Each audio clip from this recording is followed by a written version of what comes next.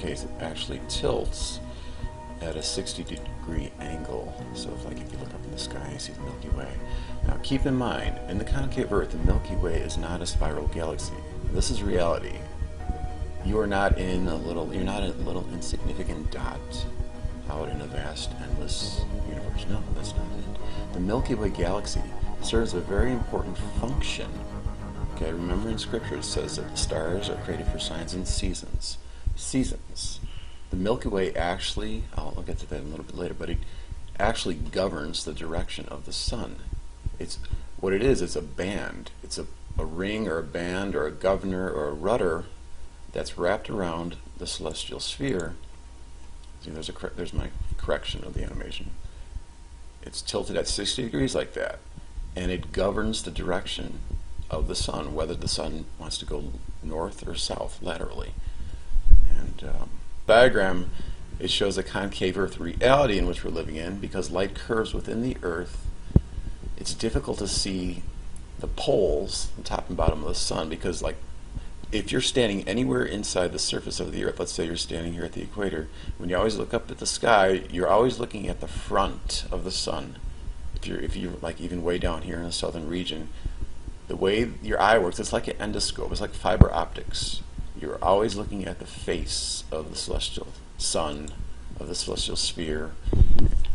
The moon's a little bit lower, so you see a little bit more of the edges of the moon, but not much. But the higher you go, especially the sun, that's why we always see the front of the sun, because light curves like an endoscope, like a fiber optic endoscope.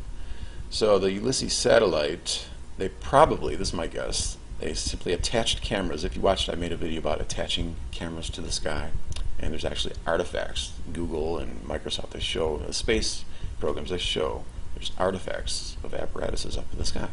And so they probably, what they did is they attached something here on the glass sky in the southern region to monitor the southern pole. Now it's not really a pole, because I don't believe the sun is a sphere. I believe it's a half sphere. It's kind of like a kettle drum, because I told you before, I had a vision of the back of the sun. The back of the sun had these parallel rays hitting the diameter of the sun, indicating that it was a flat surface, and which also testifies to the electricity of the sun. If you understand anything about what they talk about the electricity of the sun, whether it's Walt Thornhill or Donald Scott, they say that the sun is electric. This is very accurate too, because it flies in the face of mainstream solar research, which is all baloney. Okay, so in the mainstream, the standard model, they say that the sun has a core and there's convection going on. There's no indication of convection. And I can show you this video later. I'll give you a link to it later. But it shows that there's so many problems with the sun being this nuclear ball with a core. Convection doesn't happen that way, where they have the granules on the photosphere. They just invent this stuff up as they go, because that's not the truth about the sun. The sun is electric. The sun is hollow. Remember Eric Dollard, he said, those black holes in the sun, they're indicative of the sun being hollow. And then he also said that the sun is getting its energy from a different source, a different dimension. And I'll go into that later too. I say it's the pyramid in the middle of the Earth. That is the source. That's the anode to the cathode.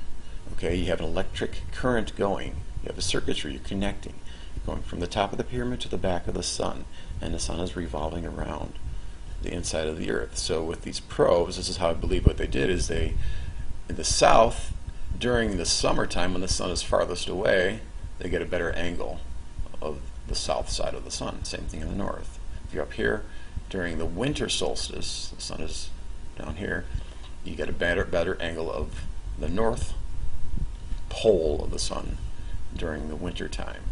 And so that's how I think that is what's going on. Also, I'm going to get into the different velocity, rotation, speed, the different velocities of the sidereal rotation of the celestial sphere and the solar rotation of the sun. Now, they will tell you there's an apparent difference, the heliocentrics, the heliocentrists. They will tell you there's an apparent different rotation because of how the Earth spins relative to the background of the stars as it's orbiting the sun in different positions away from the sun. But that's not true. There's actually, just how there was how they say there's an apparent retrograde motion to the planets when there actually is a literal retrograde within the concave Earth due to magnetism, there's also a literal difference in velocity between the celestial sphere and the sun. The celestial sphere is going slightly faster than the sun, 4 minutes faster. The sun is 24 hours, the celestial sphere is 23 hours and 56 minutes and 4 seconds or something like that. So going back here, there's an animation I made of the sun, of the kettle drum shaped sun.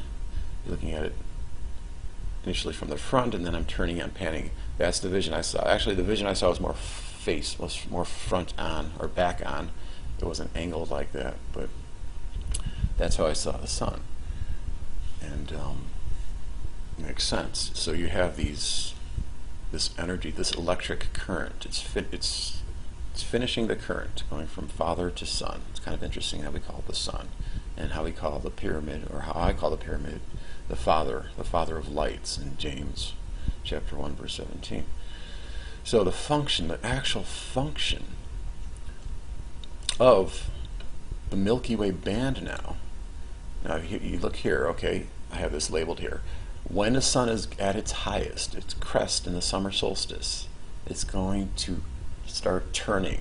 Remember how they told you the tilt angle relative to the ecliptic? So the sun is going to start turning counterclockwise, going south now, as it passes through the Milky Way. The Milky Way steers it somehow. Must be like, what I think is this whole celestial sphere is pretty much dark and very thick clouds. The Bible says thick clouds of the sky, or dark water and thick clouds. And so I think that Milky Way band is a little bit thinner. That's why we see light coming through. You have the ecliptic here, and then you have the celestial equator. That's the green stripe. And then the white stripe is the 60-degree band of the Milky Way. It's a band. It's not a galaxy. It has a function. So when it gets down to the south during the winter solstice, it starts turning. The band causes the sun to turn back clockwise again.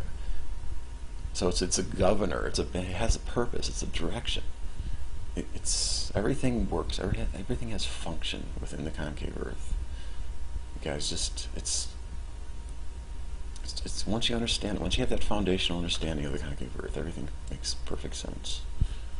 Well, almost everything, but that's the reality in which we live, guys. The Milky Way band. Stop calling it a galaxy. It's not a galaxy. The Milky Way band, the different velocities between the sidereal and the sun. Okay, it's not an apparent difference in velocity. It's real. The sun is electric. I recommend you watching a video by Donald Scott. Of course, he doesn't understand the concave Earth, so he still has a couple problems with his understanding of the sun. But the sun has a dark side. Watch that nova. There's a nova video about how they talk about the bullshit. How they talk about, oh, there's helioseismology going on in the core of the sun, and then there's convection. There's convection going on. Well, no. Donald Scott talks about how there's a temperature minimum in the chromosphere. So you got the sun, you got the surface of the sun would be the photosphere, and then the chromosphere, and then the corona. And it doesn't work that way. He's talking about how a nuclear reactor doesn't work that way. There can't be a temperature decrease and then all of a sudden an increase. But and then of course CMEs I think happen a lot slower within the concave Earth. I mean, they're talking they're saying they get really fast, like up to 1 million miles an hour. Well, that's because you're already thinking that the sun is 93 million miles away. It's not. So everything is within the Earth. Everything's happening, as far as CMEs, it's happening slower. All right. I think that does it.